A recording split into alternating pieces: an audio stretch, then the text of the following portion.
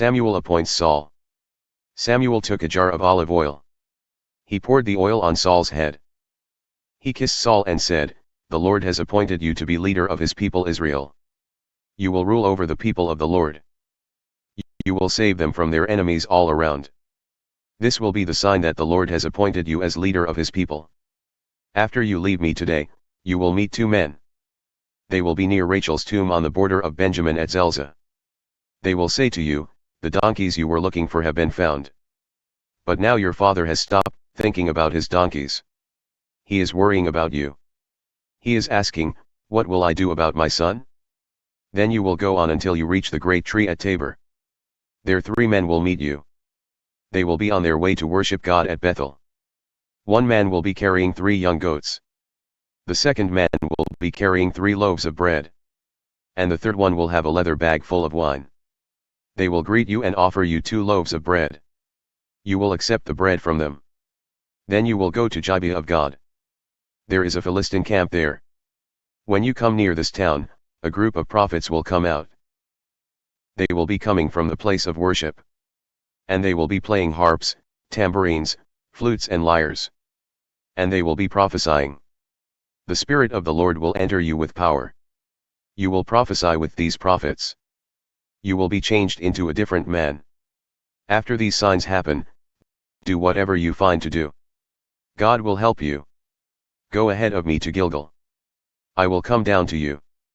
Then I will offer whole burnt offerings and fellowship offerings. But you must wait 7 days. Then I will come and tell you what to do." Saul made king. When Saul turned to leave Samuel, God changed Saul's heart. All these signs came true that day. When Saul and his servant arrived at Gibeah, Saul met a group of prophets. The Spirit of God entered him. And he prophesied with the prophets. People who had known Saul before saw him prophesying with the prophets. They asked each other, "What has happened to Kish's son? Is even Saul one of the prophets?" A man who lived there said, "Who is the father of these prophets?" This became a famous saying, "Is even Saul one of the prophets?" When Saul finished prophesying, he went to the place of worship. Saul's uncle asked him and his servant, "Where have you been?" Saul said, "We were looking for the donkeys. When we couldn't find them, we went to talk to Samuel." Saul's uncle asked, "Please tell me. What did Samuel say to you?" Saul answered, "He told us the donkeys had already been found." But Saul did not tell his uncle what Samuel had said about his becoming king. Samuel called all the people of Israel to meet with the Lord at Mizpah. He said, "This is what the Lord, the God of Israel, says, I led Israel out of Egypt. I saved you from Egypt's control. And I saved you from other kingdoms that were troubling you. But now you have rejected your God. He saves you from all your troubles and problems. But you said, 'No. We want a king to rule over us.'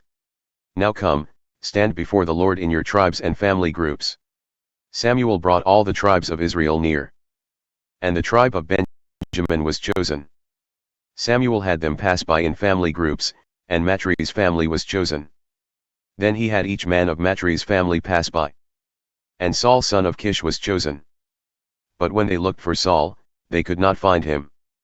Then they asked the Lord, "Has Saul come here yet?" The Lord said, "Yes. He's hiding behind the baggage." So they ran and brought him out. When Saul stood among the people, he was a head taller than anyone else. Then Samuel said to the people, "See the man the Lord has chosen.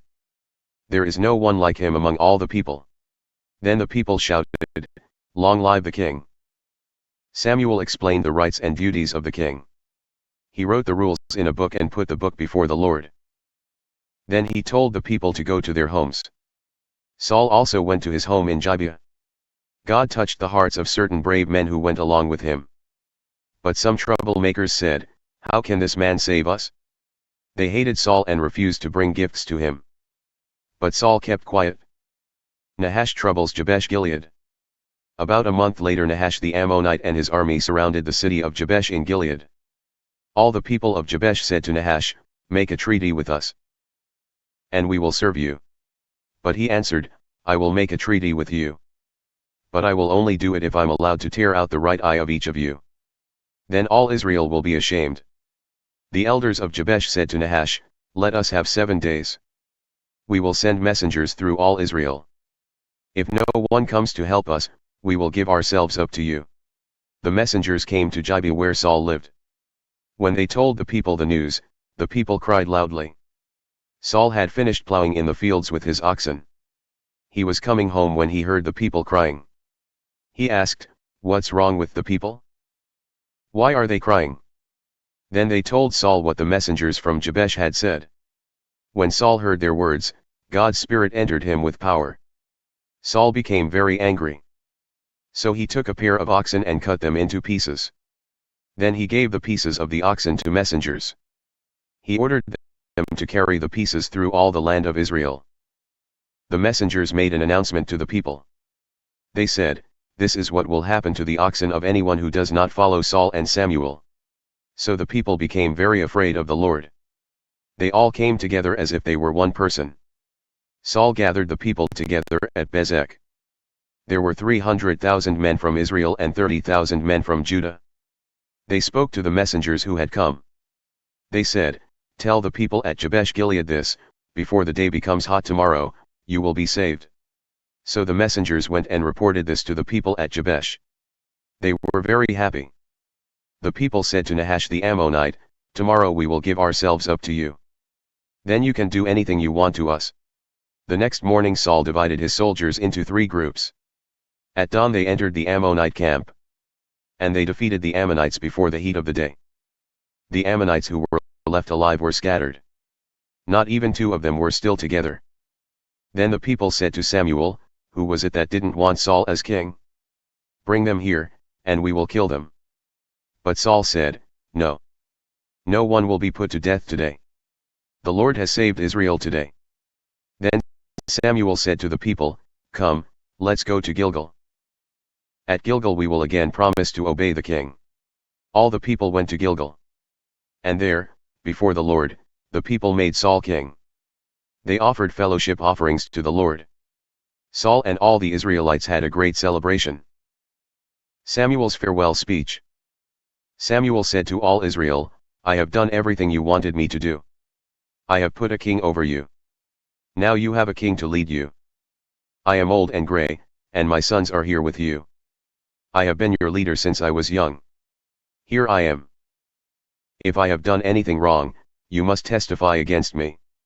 Do this before the Lord and his appointed king. Did I steal anyone's ox or donkey? Did I hurt or cheat anyone? Did I ever secretly take money to pretend not to see something wrong? If I did any of these things, I will make it right. The Israelites answered, You have not cheated us. You have not hurt us. You have not taken anything unfairly from anyone. Samuel said to them, The Lord is a witness to what you have said. His appointed king is also a witness today. They are both witnesses that you did not find anything wrong in me. He is our witness, they said.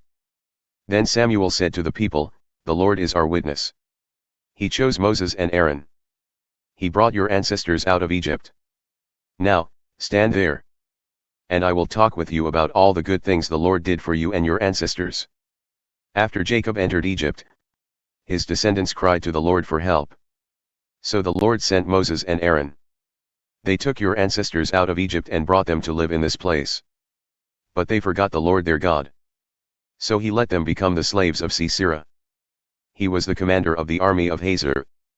The Lord let them become the slaves of the Philistines and the king of Moab. They all fought against your ancestors. Then your ancestors cried to the Lord. They said, We have sinned. We have left the Lord. We served the Baals and the Ashtoreths. But now save us from our enemies, and we will serve you. The Lord sent Gideon, who is also called Jerubbaal. And he sent Barak, Jephthah, and Samuel. Then he saved you from your enemies around you. And you lived in safety. But then you saw Nahash king of the Ammonites coming against you. You said, No. We want a king to rule over us. Now here is the king you chose. The Lord has put him over you. You must honor the Lord and serve him. You must obey his commands. Both you and the king ruling over you must follow the Lord your God. If you do, it will be well with you. But if you don't obey the Lord, and if you fight against his commands, he will be against you. He will do to you what he did to your ancestors.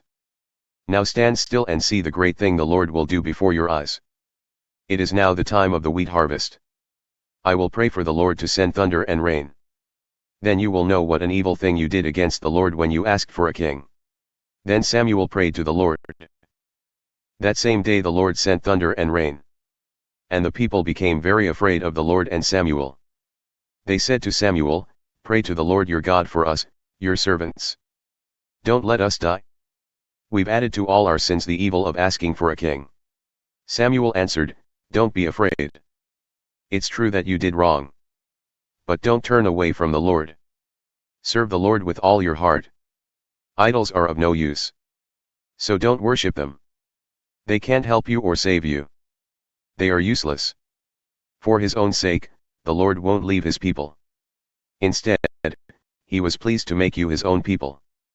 I will surely not stop praying for you. If I did, I would be sinning against the Lord. I will teach you what is good and right. But you must honor the Lord. You must always serve him with all your heart. Remember the wonderful things he did for you. But if you are stubborn and do evil, God will sweep